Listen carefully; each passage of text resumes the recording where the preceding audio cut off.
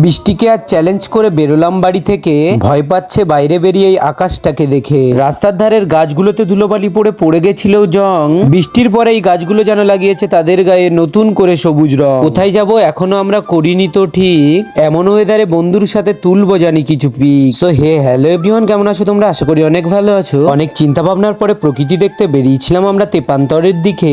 অবশেষে প্রেমনগর জায়গাটা ডায়েরির পাতায় নিয়েছি আমরা লিখে। তাই আমরা চলে আসতেই দেখলাম প্রকৃতি যেন সেজেছে অপরূপ ভাবে।